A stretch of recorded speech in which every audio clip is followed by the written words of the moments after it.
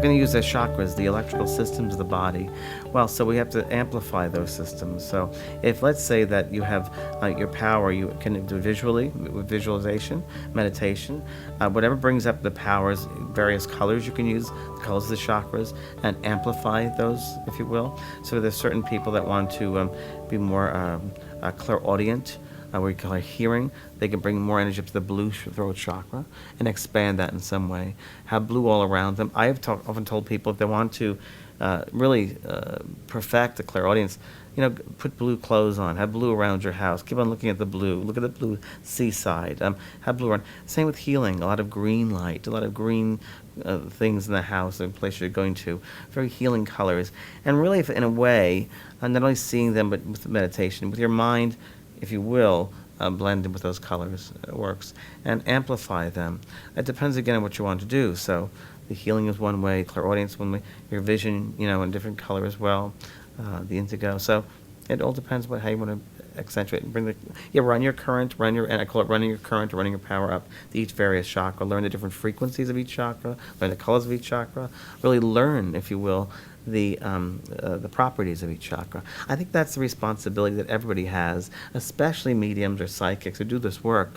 They need to know these things. Without knowing those, they're not working the best that they could. It's basic, fundamental information, the chakras, and that's anyone worth their weight in gold needs to know about the chakras.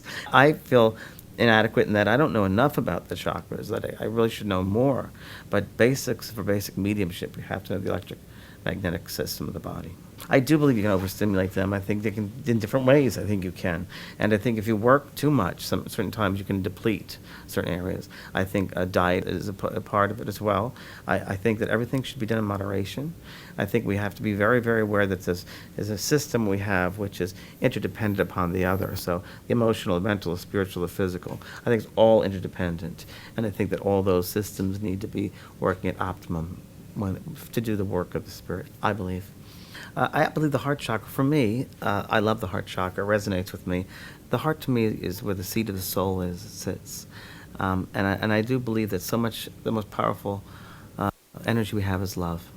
And that's really, we can do anything without love. So that's where the love sits. And I love to work with the heart chakra because so much can be done with that. Whenever someone, when I say sending love to them, I send a beautiful green light from their heart surrounding that person, bring up that vibration of the green loving light, and really illuminate, if you will, that person's auric field, that person's sense of themselves, cleanse out the mind.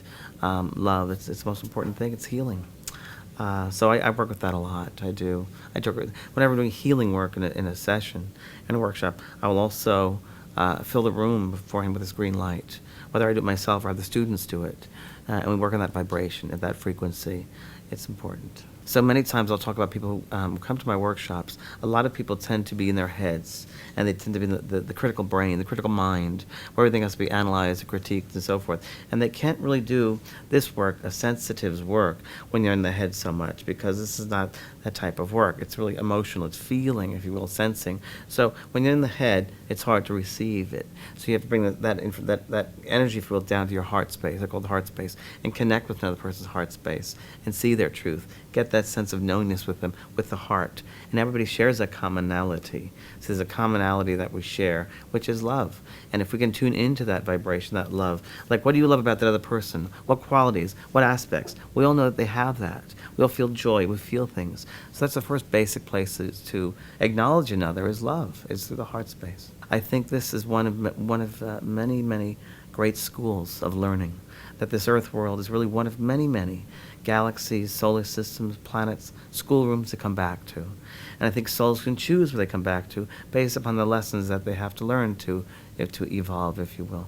And I think this earth world lends itself to incredible experiences, because this world, which separates this world from others, is that souls come here of all different levels of consciousness and awareness and spiritual evolution. There are some souls that come here who think that war is the only way to have power and so forth, and money and so forth. That's them. That's where they're at. But there are others who come back here who are complete light workers who realize that love is the only way that's going to change things. So when you have people, and all in between, by the way, all in between the spectrum.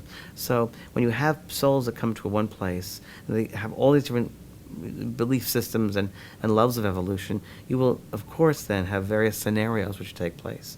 And in these scenarios, a soul is forced to grow, to learn, to understand something from a different point of view, a different perspective, to use that inner strength within them to go through a situation, to see things differently. It kind of pushes that soul to learn. And I think that's why we come back to this earth to learn, because it affords us so many opportunities for our soul's growth.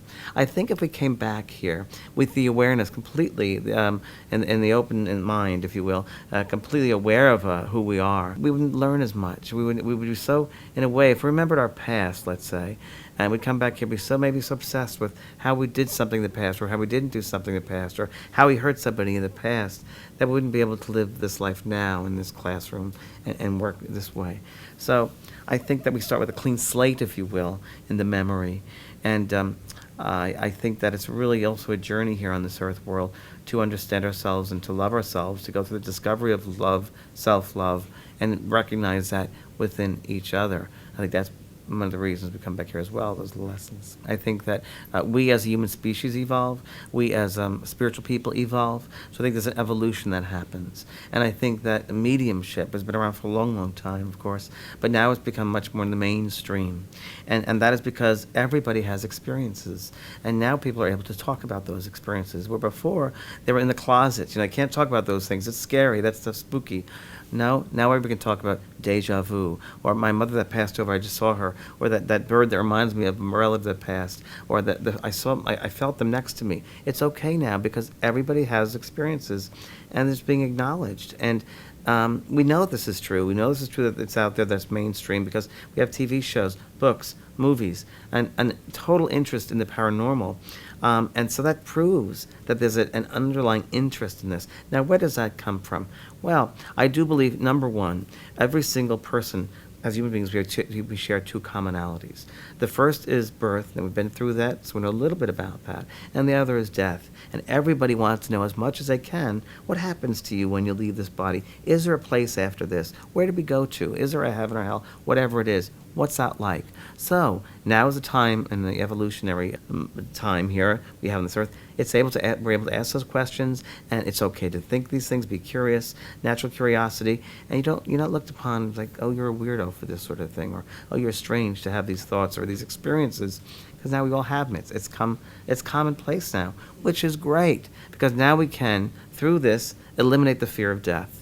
And as a medium, that's really the number one thing to do, is to bring out the fear of death, because when you start eliminating the fear of death, you really can begin to live life. And beyond that, when you take away the fear of death and you become to teach people about spirituality, you also teach them responsibility of their thoughts, their words, and their deeds, how they are connected to one another, and how that the thoughts, their words are very powerful things, and that they must be responsible and mindful for what they give to another person, a situation, to illuminate it, to bring it up to the highest possible way to live it. And that's really what it's about as far as mediumship too. When we realize there is no death, we live life. We live a life which is a mindfulness, if you will, a sense of mindfulness with the choices we have in life.